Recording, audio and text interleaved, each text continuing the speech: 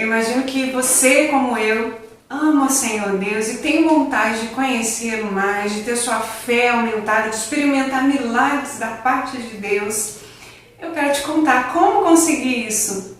Mas primeiro também preciso te pedir para se inscrever nesse canal, para compartilhar, indicar para alguém, envia, faz aí da forma que você consegue e que Deus abençoe muito a sua vida. Sobre o que eu iniciei a dizer, sabe, a fé nossa só pode crescer através da palavra, isso lendo, ouvindo, é um desafio muito grande. Eu quero te incentivar a iniciar esse desafio, não desistir. Não desiste, persevere, porque eu tenho certeza que se você der o primeiro passo de fé, o Senhor vai na sua direção e vai te ajudar. Esse capítulo, que é o 10 do livro de Marcos, nos fala coisas muito importantes e preciosas. Fala um pouquinho sobre as crianças, o quanto Jesus ama as crianças e nos orienta a aprender a ser como elas, inocentes, sem maldade, do céu. Criança é uma coisa de Deus mesmo. Fala também sobre os ricos, sobre a dificuldade dos ricos em entrarem no reino de Deus, porque um rico se aproximou de Jesus e perguntou o que ele precisava fazer para ser salvo. Ele já era um homem muito bom, que cumpria a lei, os mandamentos, mas Jesus viu que ainda faltava uma coisa para ele. Ele tinha um amor ao dinheiro, então Jesus tentou tirar isso dele, mas ele não conseguiu, se entristeceu muito e foi embora. Então Jesus disse o quanto era difícil para um rico ir para o céu. Na verdade, Jesus disse que era até impossível em algumas palavras, porque ele disse que era mais fácil um camelo passar no fundo de uma agulha do que um rico ser salvo. Aí os discípulos, claro, indagaram Jesus, mas Jesus disse, olha, é impossível mesmo para vocês, homens, mas para Deus nada é impossível, tudo é possível para Deus. Então os ricos, os pobres, os negros, os brancos, os bons, os ruins, todos. O reino de Deus, a salvação está aberta para todos. Jesus morreu por todos que quiserem, que o receberem como Jesus e Salvador, o único Salvador. Então ele, depois de já ter feito tudo que fez, todo o sacrifício, ele nos transforma em nova criatura, nos muda totalmente, nos faz de novo, nós nascemos de novo e então podemos caminhar em direção a Deus. Esse capítulo então tem essas coisas que eu disse e ainda tem muito mais, por isso fique aí, ouça e receba fé no seu coração, porque a fé vem pelo ouvir, por ler a palavra do nosso Deus. Amém? A questão do divórcio. Então Jesus saiu dali e foi para a região da Judéia e para o outro lado do Jordão. Novamente uma multidão veio a ele e, segundo o seu costume, ele a ensinava. Alguns fariseus aproximaram-se dele para pô-lo à prova, perguntando, é permitido ao homem divorciar-se da sua mulher? O que Moisés lhes ordenou? Perguntou ele. Eles disseram, Moisés permitiu que o homem lhe desse uma certidão de divórcio e a mandasse embora. Respondeu Jesus, Moisés escreveu essa lei por causa da dureza do coração de vocês, mas no princípio da criação Deus os fez homem e mulher. Por essa razão o homem deixará pai e mãe e se unirá à sua mulher, e os dois se tornarão uma só carne. Assim eles já não são dois, mas sim uma só carne. Portanto, o que Deus uniu, ninguém separe. Quando estava em casa novamente, os discípulos interrogaram Jesus sobre o mesmo assunto. Ele respondeu, todo aquele que se divorciar da sua mulher e se casar com outra mulher, estará cometendo adultério contra ela. E se ela se divorciar de seu marido e se casar com outro homem, estará cometendo adultério. Alguns traziam crianças a Jesus para que ele tocasse nelas, mas os discípulos os repreendiam.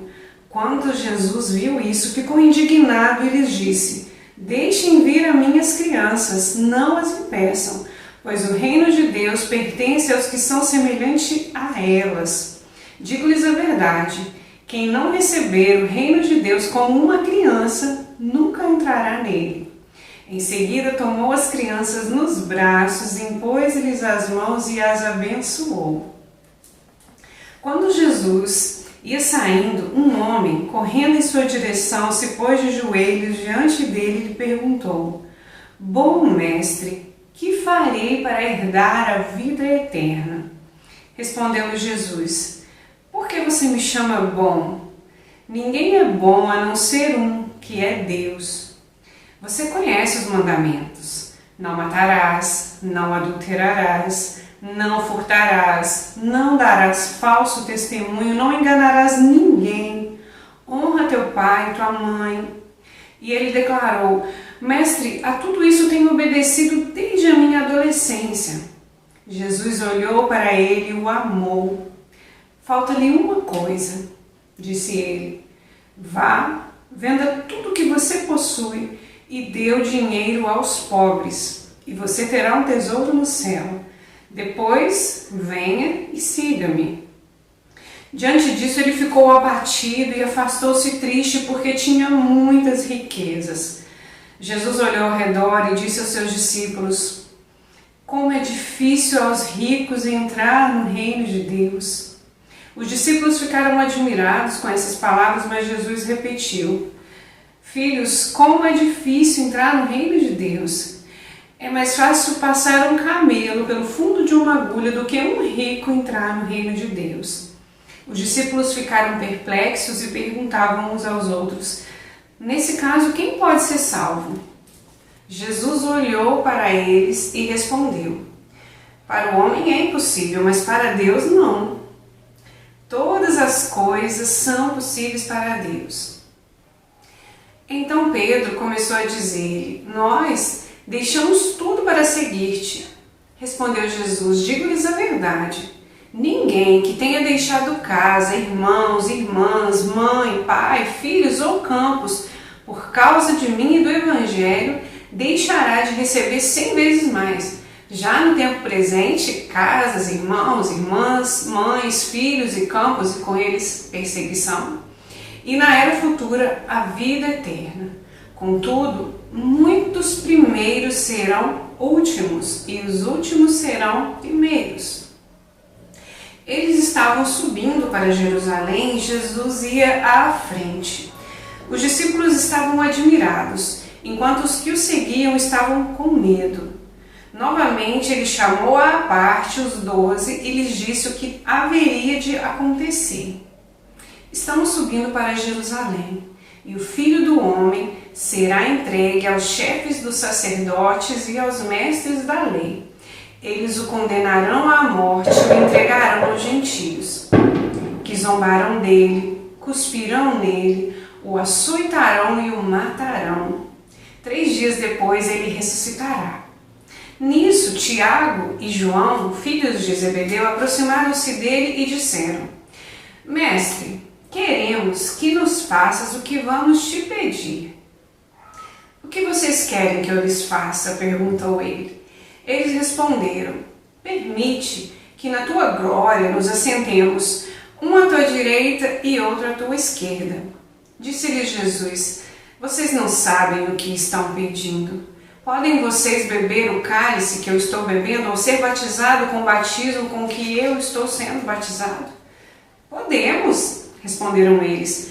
Jesus lhes disse: Vocês beberão o cálice que eu estou bebendo e serão batizados com o batismo com que eu estou sendo batizado, mas o assentar-se à minha direita ou à minha esquerda não cabe a mim conceder. Esses lugares pertencem àqueles para quem foram preparados. Quando os outros 10 ouviram essas coisas, ficaram indignados com Tiago e João. Jesus os chamou e disse: Vocês sabem que aqueles que são considerados governantes nas nações as dominam, e as pessoas importantes exercem poder sobre elas. Mas não será assim entre vocês. Ao contrário, quem quiser tornar-se importante entre vocês deverá ser servo. E quem quiser ser o primeiro deverá ser escravo de todos. Pois nem mesmo o Filho do Homem veio para ser servido, mas para servir e dar a sua vida em resgate por muitos. Então chegaram a Jericó. Quando Jesus e seus discípulos, juntamente com uma grande multidão, estavam saindo da cidade, O filho de Timeu, Bartimeu, que era cego, estava sentado à beira do caminho pedindo esmolas. Quando ouviu que era Jesus de Nazaré, começou a gritar: Jesus, filho de Davi, tem misericórdia de mim! Muitos o repreendiam para que ficasse quieto, mas ele gritava ainda mais: Filho de Davi, tem misericórdia de mim! Jesus parou e disse: Chamem-no. E chamaram o cego. Ânimo, levante-se, ele está o chamando. Lançando sua capa para o lado, de um salto, pôs-se em pé e dirigiu-se a Jesus. O que você quer que eu lhe faça? Perguntou-lhe Jesus. O cego respondeu: Mestre, eu quero ver. Vá, disse Jesus, a sua fé o curou. Imediatamente ele recuperou a visão e seguiu Jesus pelo caminho. Glória a Deus, aleluia. Finalizando o capítulo com esse milagre maravilhoso que Jesus fez. Essa então foi a leitura do capítulo 10 do livro de Marcos. Meu desejo é que Deus abençoe muito sua vida e sua família, amém?